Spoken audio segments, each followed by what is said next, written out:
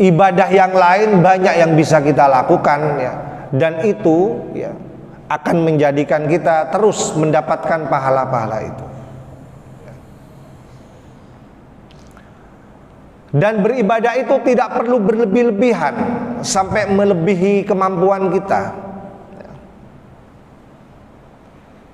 Khawatirnya kita itu pada saat mood, ya katanya anak muda sekarang, mood rajin terus ya, sholat terus ya.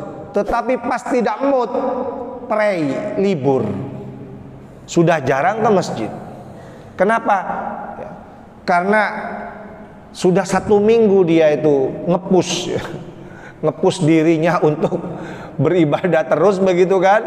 Nah, setelah 1 minggu berikutnya capek, males dia, kemudian tidak lanjut ngepushnya ya. Yang begini ini, model begini ini ya, ditegur oleh Rasulullah, jangan seperti itu.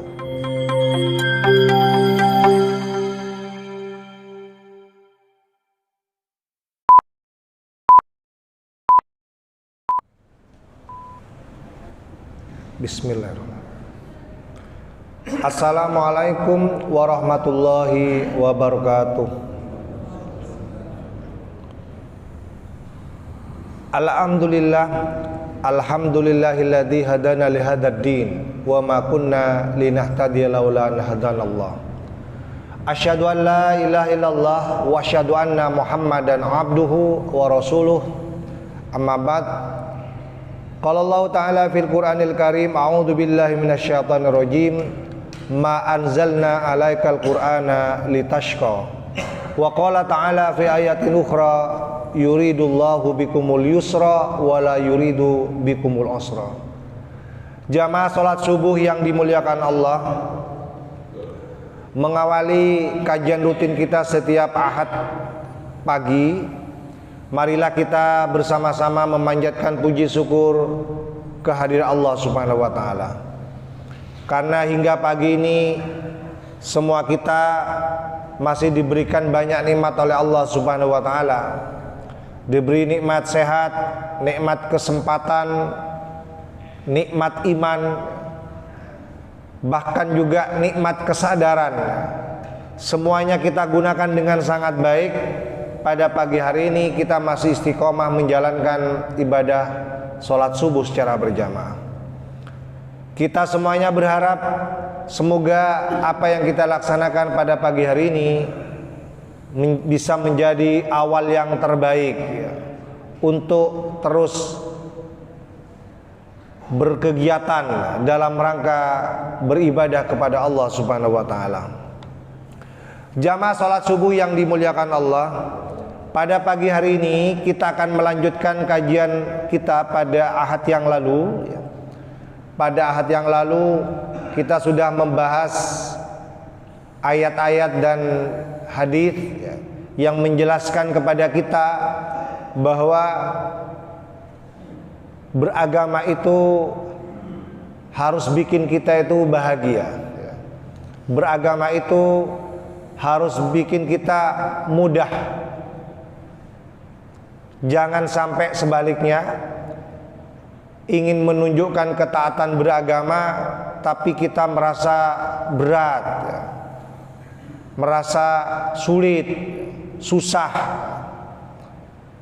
Kita akan buktikan ya bahwa Allah sudah memberikan penjelasan, Rasulullah juga sudah memberikan penjelasan yang sama ya, bahwa beragama itu sebenarnya mudah dan sangat membahagiakan.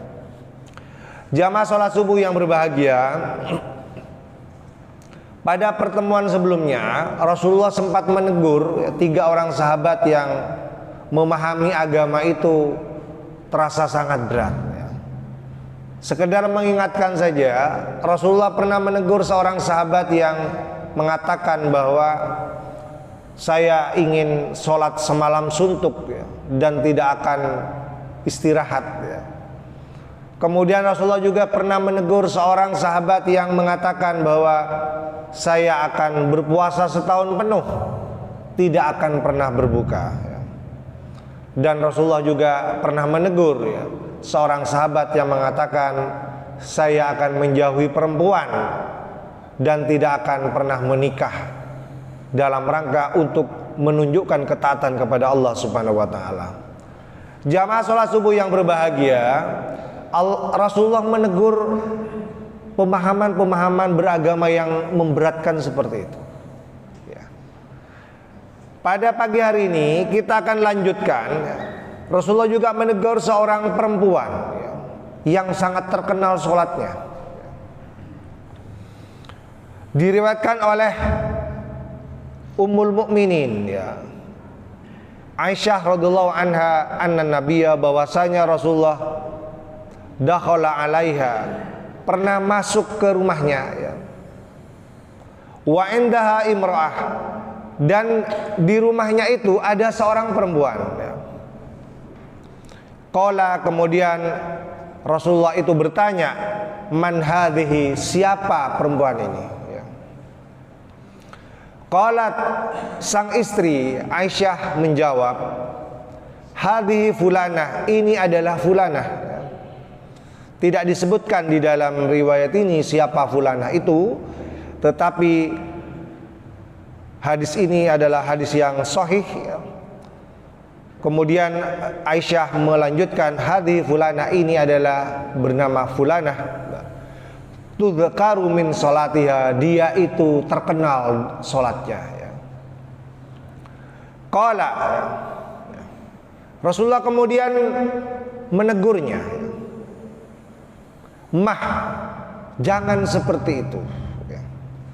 Jadi coba Aisyah memberikan penjelasan tentang siapa perempuan yang ada di rumahnya dengan mengatakan dia itu adalah perempuan yang hebat. Sholatnya saja terkenal, semua orang di sini tahu siapa perempuan ini.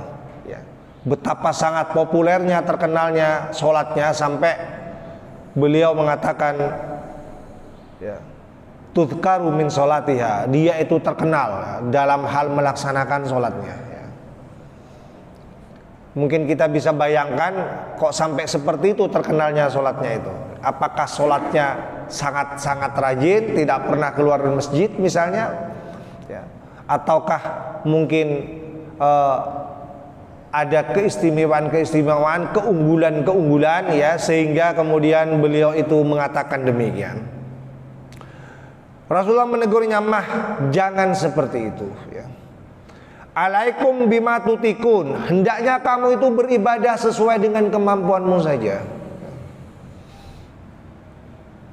Kenapa Rasulullah itu melarang kita supaya beribadah dalam hal ini, salah satunya adalah sholat, dilaksanakan dengan cara sesuai kemampuan. Fawallahi, maka demi Allah, kata Rasulullah, la yamallullahu hatta tamallu. Allah itu tidak akan pernah putus memberikan pahala kepadamu, hatta tamallu, hingga kamu sendiri yang memutus pahala itu. Jadi jangan karena kita ini ingin disebut orang yang taat beribadah, kemudian sholatnya nggak pernah berhenti-berhenti, kemudian tidak pernah pulang ke rumahnya misalnya, hari-harinya penuh dengan sholat, sampai lupa kewajiban-kewajiban yang lain, dengan harapan dia dapat pahala sholat terus begitu kan. Kemudian Rasulullah menjawab, fa wallahi, demi Allah, la yamallullahu hatta tamallu. Allah itu tidak akan pernah putus memberikan pahala kepadamu hingga kamu itu yang berhenti sendiri. Artinya apa? Beribadah itu tidak melulu, tidak selalu sholat. Ibadah yang lain banyak yang bisa kita lakukan, dan itu akan menjadikan kita terus mendapatkan pahala-pahala itu. Dan beribadah itu tidak perlu berlebih-lebihan sampai melebihi kemampuan kita. Khawatirnya kita itu pada saat mood, ya katanya anak muda sekarang, mood rajin terus, ya, sholat terus, ya. Tetapi pas tidak mood, pray, libur, sudah jarang ke masjid. Kenapa? Ya, karena sudah 1 minggu dia itu ngepus, ya, ngepus dirinya untuk beribadah terus, begitu kan. Nah, setelah 1 minggu berikutnya capek, males dia, kemudian tidak lanjut ngepusnya, ya. Yang begini ini, model begini ini, ya, ditegur oleh Rasulullah, jangan seperti itu, ya. Kenapa? Dilanjutkan dalam sabdanya berikutnya, wa kana ahabbuddin ilaihi, ya. Sesungguhnya agama yang paling dicintai oleh Rasulullah itu apa itu? Ma dawama sahibuhu alaihi, adalah yang pelakunya itu dawam, selalu melaksanakannya. Jadi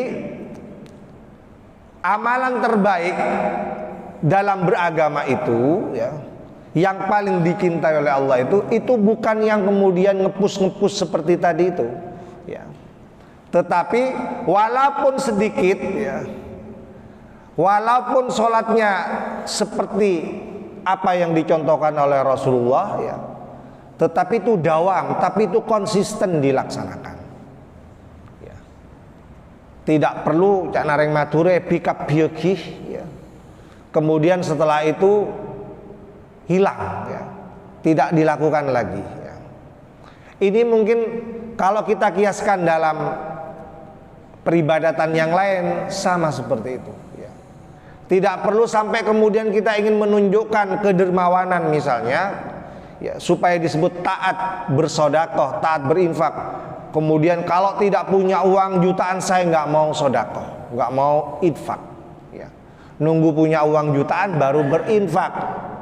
Berinfak Jumat ini, tapi Jumat depan libur, tidak lagi berinfak. Dan ini kurang baik model-model beragama yang seperti ini, ya. Lebih baik, ya, kata Rasulullah, walaupun sesuai kemampuan kita, walaupun kita tidak punya jutaan rupiah, ya, hanya punya 5.000, tidak apa-apa, ya. 5.000 itu kalau dilakukan secara dawam, secara konsisten, setiap Jumat 5.000, setiap Jumat 5.000, setiap Jumat 5.000, itu disebutkan dalam hadis ini, wa kana ahabbuddin ilai, itu lebih dicintai. Cara beragama seperti itu lebih dicintai oleh Allah. Kenapa? Ma dawama sahibu alai, karena pelakunya itu berkelanjutan, berkesinambungan melaksanakan itu. Jamaah yang berbahagia, ini hadis kedua yang menjelaskan kepada kita cara beragama yang mudah, ya, yang membahagiakan, tidak memberatkan kita, sehingga diharapkan kita itu bisa melaksanakannya, ya. Kemudian yang ketiga, ya, karena waktunya terbatas kita singkat-singkat saja, ya. Yang ketiga, ada seorang perempuan juga terkenal sholatnya ini, tidak kalah dengan sholatnya temannya Siti Aisyah yang saya jelaskan tadi, ya. Dari sangat rajinnya sholat, ya, dari sangat rajinnya sholat, sampai dia itu membuat tanda di masjid, ya. Membuat tanda di masjid. Ini mirip ustadz saya, ya. Ustadz saya itu ada salah seorang yang menurut saya khas gitu, ya. Jadi setiap kali sholat pasti tempatnya khusus, ya. Kalau pengen tahu beliaunya datang atau enggak, lihat di tempat itu, pasti beliaunya ada di situ. Jadi setiap datang ke masjid, lihat tempatnya di mana. Kalau ada berarti beliau hadir, gitu, ya. Jadi punya ciri khas, setiap kali ke masjid dia punya tempat tersendiri. Sama, ini ada seorang perempuan juga seperti itu. Bahkan bukan hanya tempat ini, dia pasang tali. Jadi talinya itu dipasang. Jamaah yang berbahagia, Diriwayatkan oleh sahabat Anas radhiyallahu an, qala, beliau bercerita, ya, dakhalan Nabi al-masjid. Nabi pernah memasuki sebuah masjid, ya.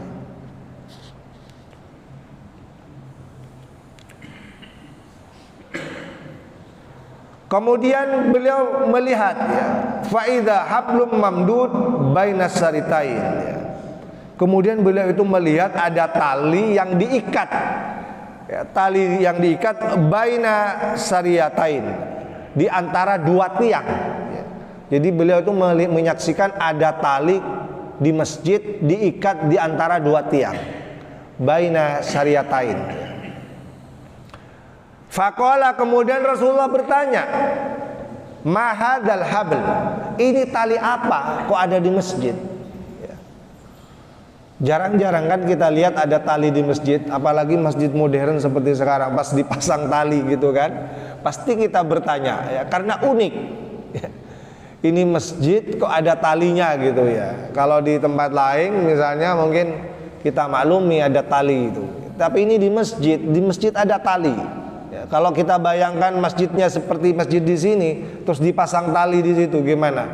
Pastilah ada yang bertanya, kenapa ini kok ada tali di sini? Qalu, para sahabat itu menjawab, hadza hablun li Zainab, ini talinya miliknya Zainab. Jadi seorang sahabat perempuan bernama Zainab itu memasang tali, ya, di antara dua tiangnya, tiang masjid maksudnya, ya. Kenapa dia sampai pasang tali? Kok sampai pasang tali seperti itu, ya? Faida fatarat ta'allaqat bi. Kalau dia capek kemudian sampai ngantuk-ngantuk, ya, ta'allaqat bi, dia bisa berpegangan dengan tali itu. Coba, dari sangat semangatnya sholat, ya, sampai dia punya tali untuk pegangan, karena khawatir pada saat sholat dia karena kecapean kemudian ngantuk. Kalau ngantuk kan bisa jatuh, ya. Makanya supaya tidak jatuh, beliau itu pasang tali supaya dipakai untuk memegang. Pernahkah kita mengalami seperti itu, ya? Pada kondisi yang capek banget, ya kan? Seharian bekerja, beraktivitas, kemudian datang ke masjid, ya, supaya tetap sholat jamaah bersama teman-teman, ya kan? Sangat semangat. Pernah nggak kita mengalami seperti itu, ya? Pasti pernah, ya. Saya pernah juga, ya. Jadi pernah sholat itu ngantuk gitu, ya. Untung nggak jatuh, ya. Kalau jatuh kan lucu, ya kan? Kalau sampai jatuh kepada sebelahnya, ya kan? Nah, ini ada tipsnya. Tipsnya ini dilakukan oleh Zainab. Zainab itu supaya pada waktu sholat dia tetap bisa berdiri tegak, ya. Dia pakai tali, khawatir nanti kalau tidak pakai tali, pas capek dia bisa jatuh kena yang lain. Nah, bagaimana reaksi Rasulullah ketika menyaksikan pemandangan yang seperti ini, ya? Faqala Nabi, kemudian Nabi menegurnya, hulluhu, buka, lepas tali itu, hulluhu, lepas tali itu, ya. Liyusalla ahadukum nasyatahu faida fatara falyarkud. Hendaknya salah seorang di antara kamu itu, ya, menunjukkan kerajinannya yang sholat, ya, rajin sholat, menunjukkan rajin sholatnya itu, ya. Faida fatara, apabila dia dalam kondisi capek kemudian ngantuk, ya, falyarkud, maka hendaknya dia itu istirahat dulu, ya. Jadi kalau kita ini memang dalam kondisi yang capek berat, ya, sampai ngantuk-ngantuk, khawatir jatuh kalau sholat, ya, Rasulullah itu menyarankan falyarkud, maka hendaknya dia istirahat dulu, ya. Coba bayangkan betapa mudahnya beragama itu, ya. Untuk menunjukkan ketaatan melaksanakan sholat saja, ya, Rasulullah itu memberikan kemudahan-kemudahan. Kalau memang kita ini masih capek, khawatir ngantuk kemudian jatuh, khawatir nanti hilang konsentrasi, nggak fokus, ya. Bacaan sholatnya hilang-hilang misalnya, kan bisa saja seperti itu. Ya. Mungkin kita juga pernah mengalami ya, baca ayat yang ini kemudian nyambung ke ayat yang lain, ya, misalnya ya kan. Karena kita nggak fokus, karena kita capek. Falyarkut, maka hendaknya dia itu istirahat saja dulu. Ya. Kalau ada waktu istirahat saja dulu, nggak apa-apa. Jangan memaksakan diri untuk terus melaksanakan sholat, ya. Seperti yang dipraktekkan oleh sahabat bernama Zainab ini. Jamaah yang berbahagia, hadis ini juga diperkuat oleh hadis lain ya, yang isinya itu mirip. Diriwayatkan oleh sahabat Aisyah radhiyallahu anha anna Rasulullah, bahwasanya Rasulullah qala bersabda, idza na'asa ahadukum, apabila salah seorang di antara kamu ngantuk, ya, mengantuk, wa huwa yusolli, dan dia ingin melaksanakan sholat, ya, falyarkut, saran Rasulullah itu falyarkut, hendaknya dia istirahat saja, hendaknya dia tidur saja dulu, ya. Hatta yadhaba anhun naum, sampai rasa ngantuknya itu hilang. Kita butuh istirahat itu berapa menit coba, ya. Sekedar menghilangkan rasa ngantuknya itu, ya. Gimana Ustadz kalau misalnya khawatir waktunya habis? Nah mungkin ini berbeda ya. Jadi kalau memang waktunya masih cukup untuk istirahat, sebaiknya kita istirahat dulu, ya. Kecuali memang waktunya mipet. Kalau kita tidur malah tertidur, waktunya habis ya. Seperti maghrib itu kan sangat pendek ya. Ya kalau memang sudah waktunya hampir habis, ya kita sholat, ya. Tidak bisa kemudian kita tidur dulu, nanti bisa ya kabebes sampai ke isya, ya kan. Nah untuk sholat yang waktunya cukup, ya, untuk kita melaksanakannya, ya, kalau kita masih dalam kondisi capek, mengantuk, sebaiknya kita istirahat dulu, ya. Yang lama sholat apa waktunya? Sholat isya misalnya, ya kan? Tidak apa-apa, ya. Karena kita baru datang kerja, ya kan? Ya. Habis maghrib makan misalnya, atau sebelum makan kadang-kadang kita nggak terasa tidur-tiduran, tertidur, ya. Kita tinggal bilang sama keluarga, nanti dibangunin, ya. Boleh, ya. Karena waktu isya itu kan masih cukup panjang, ya. Zuhur juga, ya. Zuhur lumayan panjang, ya. Ya, mungkin juga bisa, ya. Tapi kalau perlu pakai alarm atau pesan kepada temannya atau keluarganya supaya dibangunkan sebelum sholat asar, kalau memang kita dalam kondisi capek berat begitu. Jamaah yang berbahagia, kenapa seperti itu? Ya. Fa'innahu, maka sesungguhnya dia idza shalla, apabila dia tetap sholat, wa huwa naisun, padahal dia dalam kondisi yang ngantuk, la yadri la'allahu yadhhab wa yastaghfir fayasubbun nafsahu, ya. Ya.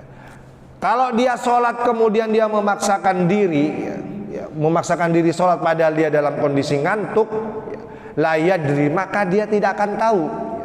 Apa yang tidak diketahui? La'allahu yadhhab wa yastaghfir. Pengennya dia itu sholatnya khusyuk, pengennya dia itu beristighfar, sambil beristighfar begitu, ya. Fayasubbun nafsahu. Maka kadang-kadang tidak sadar yang diucapkan itu justru sebaliknya, ya. Kenapa? Seperti yang saya katakan tadi, ya. Tidak fokus, ya. Orang kalau sudah tidak fokus itu, ya, bisa kemana-mana pikirannya, ya kan. Kemudian lesan ini kadang-kadang secara tidak sadar, ya, seperti yang saya katakan tadi, baca ayat A nyambung ke ayat C, langsung ke ayat D misalnya, ya kan. Nah itu pernah nggak kita mengalami seperti itu? Kadang-kadang lupa saya sudah sampai mana gitu kan. Nah ini akibat kita memaksakan diri sholat padahal kita dalam kondisi capek dan ngantuk berat, ya. Makanya sarannya dari Rasulullah itu sebaiknya hilangkan dulu rasa ngantuknya supaya kita bisa khusyuk, fokus dengan apa yang kita baca, tidak keliru-keliru kita membaca bacaan sholat. Yang terakhir diriwayatkan oleh Abdullah bin Jabir bin Samrah radhiyallahu anhu maqala, beliau berkata, kuntu usolli ma'an nabi as-sholawat, aku ini pernah sholat bersama Nabi as-sholawat, beberapa kali sholat. Kita pengen tahu bagaimana sholatnya Nabi ya. Ini diceritakan oleh sahabat bernama Jabir bin Samrah ya. Bahkan beberapa kali as-sholawat, beberapa kali sholat beliau itu mengalami sholat berjamaah bersama beliau itu ya. Fakanat sholatuhu qasdan, sholatnya Rasulullah itu qasdan, sedang ya. Tidak panjang juga tidak pendek ya. Sedang. Wa khutbatuhu qasdan, dan kalau ceramah, kalau memberikan kajian seperti ini ya, qasdan juga tidak terlalu lama ya, juga tidak terlalu singkat, sedang juga ya. Makanya nggak boleh lama-lama, sebentar lagi harus selesai ya. Jamaah yang berbahagia ini diingatkan oleh Rasulullah bagi kita yang ya, mohon maaf, bagi saya juga yang seneng ngisi kajian ya, lihat dulu jamaahnya ya. Kalau jamaahnya sudah bosen, boring katanya anak muda sekarang, cepat-cepat diselesaikan ya. Makanya saya pernah itu di masjid mana ya, oh di Nur Muhammad ya, ditulisin di sini ya, kajian maksimal 20 menit gitu kan ya, sekedar mengingatkan supaya kalau ngasih kajian jangan terlalu lama ya. Karena kalau terlalu lama banyak yang disampaikan, bukannya bisa diingat dengan baik, malah keluar masjid sudah lupa semua yang disampaikan ya kan. Nah sama sholatnya juga begitu ya. Ya tidak apa-apalah sekali-kali misalnya kita baca surat-surat yang panjang, tidak apa-apa ya. Tapi menurut riwayat ini sholatnya Rasulullah itu juga tidak terlalu panjang ya. Artinya apa ya, bacaannya juga tidak perlu panjang-panjang ya. Karena kalau terlalu panjang-panjang nanti sholatnya lama. Khawatir, mohon maaf ya, khawatir mungkin ada jamaah kita yang sudah sepuh ya kan, tidak bisa berdiri lama ya. Coba kalau misalnya sudah sepuh tidak bisa berdiri lama, kemudian sholatnya sampai 15 menit ya kan, berdiri baca suratnya saja 7 menit ya kan, itu kan bisa jatuh ya kan? Capek ya, untungnya ada yang pakai kursi dan sebagainya. Tapi kalau jamaahnya masih muda-muda nggak apa-apa ya, silakan saja. Kalau di pondok ya kan, di pondok kan masih muda-muda. Saya dulu pernah di pondok itu ya sholatnya panjang-panjang. Kenapa? Karena jamaahnya memang masih muda-muda, jadi kalau berdiri agak lama nggak apa-apa.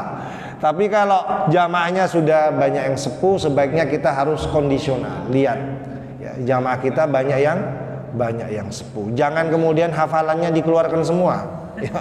Kalau dikeluarkan semua nanti ya, kasihan ya bagi yang sudah sepuh ya. Jamaah yang berbahagia ini sekedar menjelaskan ya, apa yang pada ahad yang lalu juga saya jelaskan ya, sekedar menambahi ya, dan ingin membuktikan bahwa beragama itu ternyata mudah ya, dan memudahkan kita semua ya. Beragama itu bahagia dan bikin membahagiakan kita semua ya. Jangan sampai dalam rangka untuk beragama menunjukkan ketaatan beribadah, kemudian sebaliknya kita merasa berat, susah gitu kan. Jangan sampai seperti itu ya.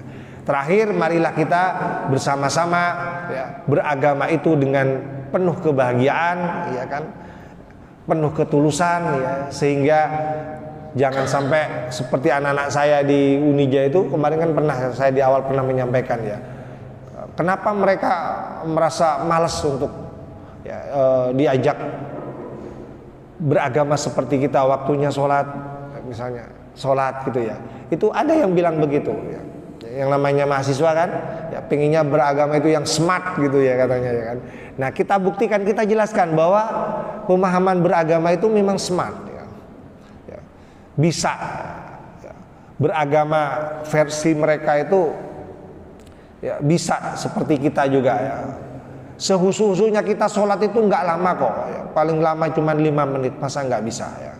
Ternyata mereka mau diajak sholat. Jadi waktu adzan kita arahkan, ayo kita sholat semua, sholat mereka ya. Yang di kantin-kantin itu kita arahkan, ayo sholat cuma 5 menit ya. Karena mereka kalau lebih dari itu, ya itu bilangnya malas gitu kalau sampai lebih ya. Jamaah yang berbahagia, semoga apa yang saya sampaikan ini bermanfaat untuk kita semua ya. Marilah kita tutup majelis kita dengan doa kafaratul majelis ya. Assalamualaikum warahmatullahi wabarakatuh.